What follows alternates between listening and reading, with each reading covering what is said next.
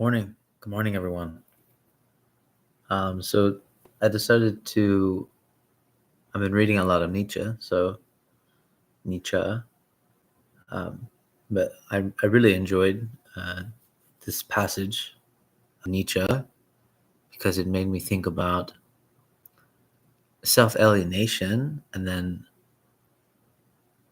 when you discover that the ground of being is groundless, but it's precisely that groundlessness that is the ground, you encounter like a sort of self alienation, and Nietzsche is sort of going through what he has done because it seems like what happens is like you become sick. Um, and so Nietzsche is trying to think about what to do as a sort of self cure for this. But this is kind of like halfway through the preface, but I really like what he says here about halfway through. He goes,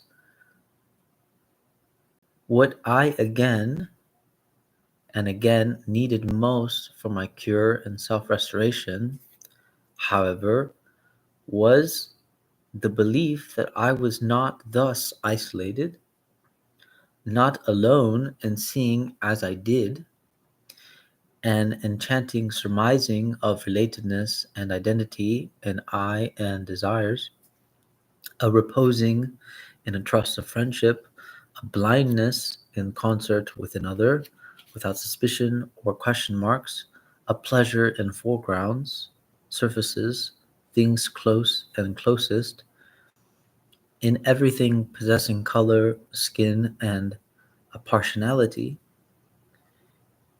Perhaps in this regard I might be reproached with having employed a certain amount of art, a certain amount of false coinage, for example, that I knowingly, willingly, close my eyes before Schopenhauer's blind will to morality at a time when I was already sufficiently clear-sighted about morality. Likewise, that I deceived myself over Richard Wagner's incurable romanticism, as though it were a beginning and not an end. Likewise over the Greeks, likewise over the Germans and their future, and perhaps a whole long list could be made of such likewises. Supposing, however, that all this were true, and that I was reproached with it with good reason, what do you know? What could you know? Of how much cunning in self preservation, how much reason and higher safeguarding is contained in such self deception, or of how much falsity I shall require if I am to continue to permit myself the luxury of my truthfulness. Enough, I am still living, and life is, after all, not a product of morality. It wants deception. It lives on deception. But there you are. I am already off again, am I not? And doing what I have always done, old immoralist and bird-catcher that I am, speaking unmorally, extra-morally, quote, beyond good and evil. And then here's another, and then that's sort of the end of that section. Um, but I think reading this next part, and of course Nietzsche divides the preface into sections. So what I read was half of the first part, and then this is the second. He titled it number 2. Um, so yeah, I'll just read this because I actually think this second part is very interesting. When he says, "Thus, when I needed to, I once also invented for myself the free spirits." And he puts in quotes, "to whom this melancholy, valiant book, with the title Human All Too Human, is dedicated. Free spirits of this kind did not exist, But as I have said, I had needed, I had need of them. At the time, if I was to keep in good spirits, while surrounded by ills, sickness, solitude, unfamiliar places, acedia, inactivity, as brave companions and familiars with whom one can laugh and chatter when one feels like laughing and chattering, and whom one can send to the devil when they become tedious, as compensation for the friends I lacked. That free spirits of this kind could one day exist, that our Europe will have such active and audacious fellows among its sons of tomorrow and the next day, physically present and palpable and not, as in my case, merely phantoms and hermits, phantasmagoria. I should wish to be the last to doubt it. I see them already coming, slowly, slowly, and perhaps I shall do something to speed their coming if I describe in advance under what vicissitudes, upon what paths I see them coming. Um, so this idea of self restoration, this recovering, this recuperating, um, after stumbling upon, after being in a sort of unknown, experimental kind of new ventures type of being, um, Nietzsche, his self cure for this was to come up with a kind of way to remedy the self alienation that one experiences in the midst of a kind of self preservation. But this self preservation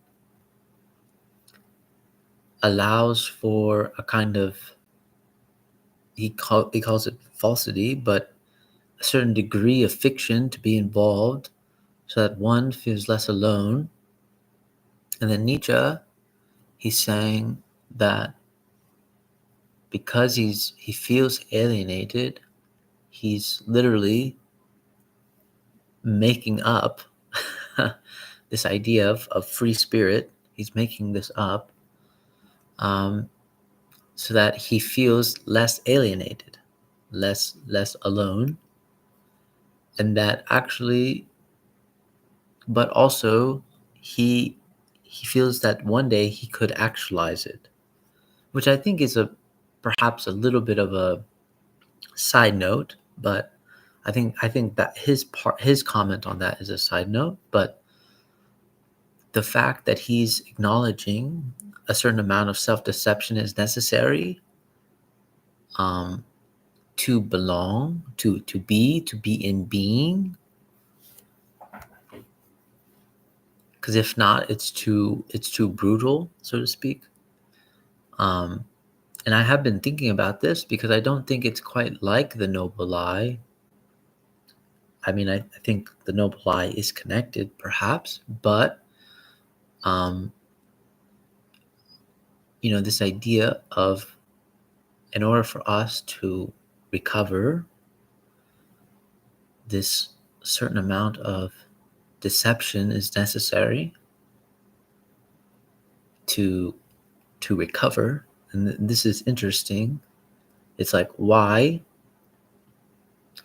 does our being, from Nietzsche, require a certain amount of self-deception to be? Those are questions that are kind of left open. At least, I mean, I just started reading Human All Too Human, but I mean, it's a very interesting thing. I mean, this is something that he brings up in Beyond Good and Evil and everything in other works, that there's deception in life and it's necessary. It's actually a part of life. The question is, why is deception necessary?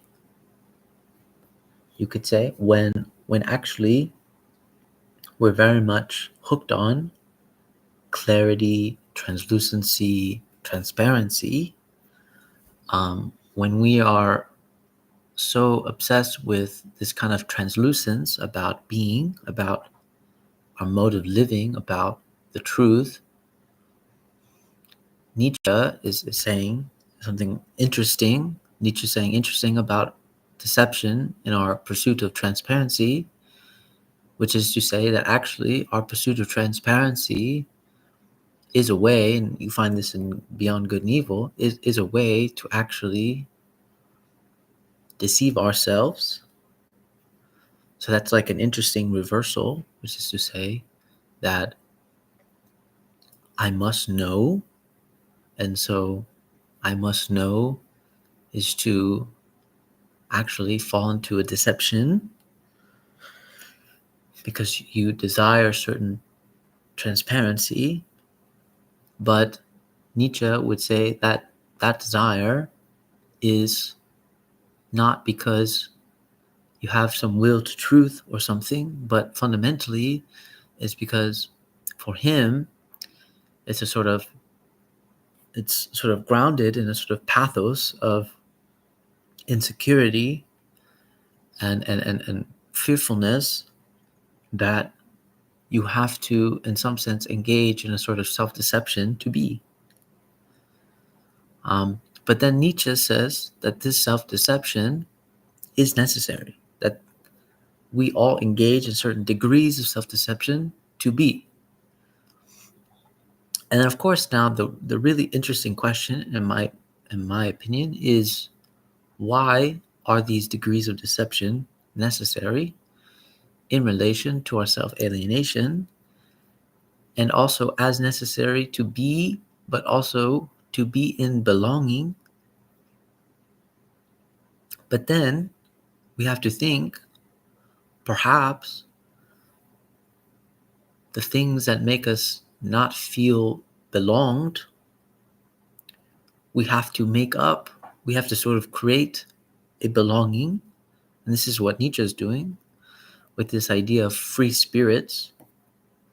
And you can kind of see this immediately when he says, thus, when I needed to, I once also invented for myself the free spirits to whom this melancholy valiant book with the title Human All Too Human is dedicated. Free spirits of this kind did not exist. And then we go back to the other part, the first part on the half, when he says, what again and again needed most for my cure and self-restoration, however, was the belief, and this is interesting, the belief that I was not thus isolated, not alone in seeing as I did, an enchanted surmising of relatedness and identity in I and desires, or reposing in a trust of friendship, a blindness, and it continues to go on. But the main point that he's getting at is that this idea of belonging for Nietzsche required to come out of self-alienation when you have really reached the sort of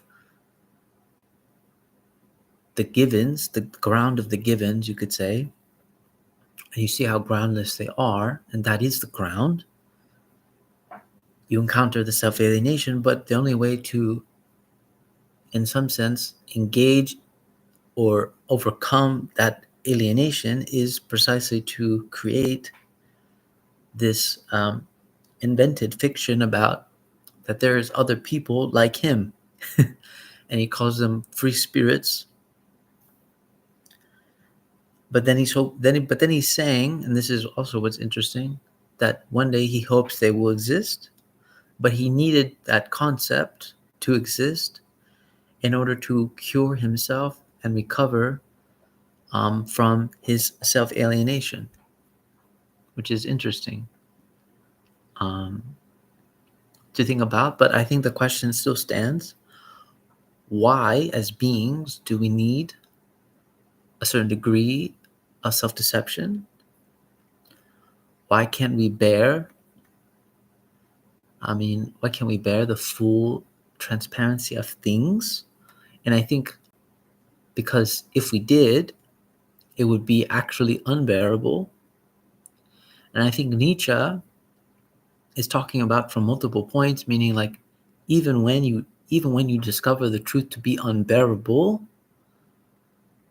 in this the world changes for you, like it becomes this unknown, mysterious, foreign, strange kind of land.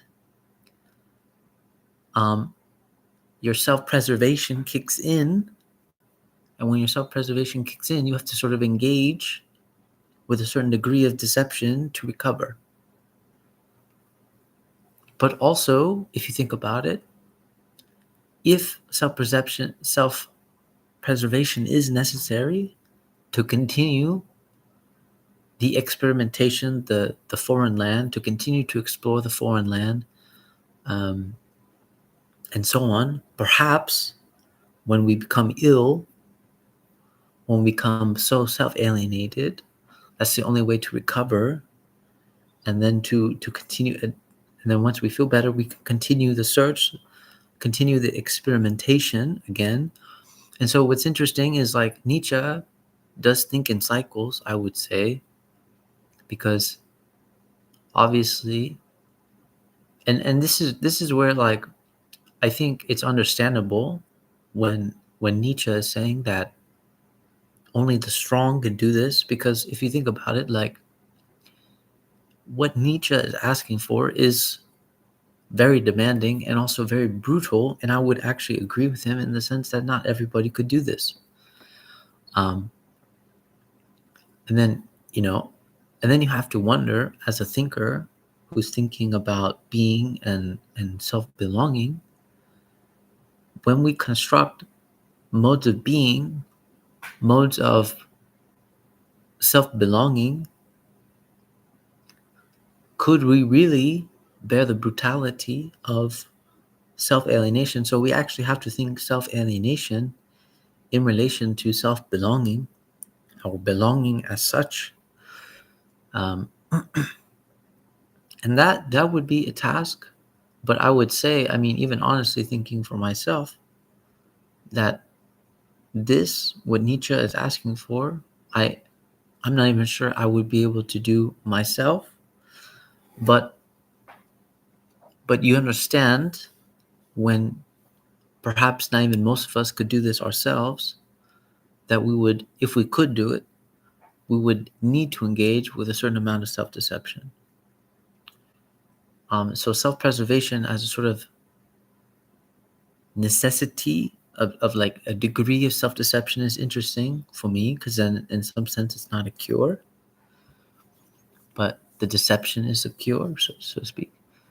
But and there's other side comments that we can go into about like, does it make a qualitative difference if one knows one's engaging in sort of self-deception versus what we generally do is self-preservation, which we don't believe is a deception. But then I have to think this in some ways, is that when Nietzsche is saying that he's engaging in sort of self-deception, why is it really a self-deception anymore if he knows that it is a deception, versus wouldn't an actual deception be one that you don't even know that you're being sort of deceived? Or here's the third option, is that Nietzsche, when he created the concept, started realizing, oh yes, this is when I deceived myself, because at the time it was a deception, but now I want it to become an actuality.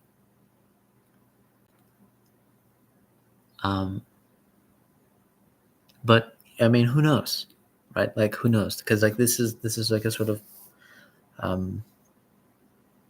it seems like it's like a post-reflection of something for Nietzsche,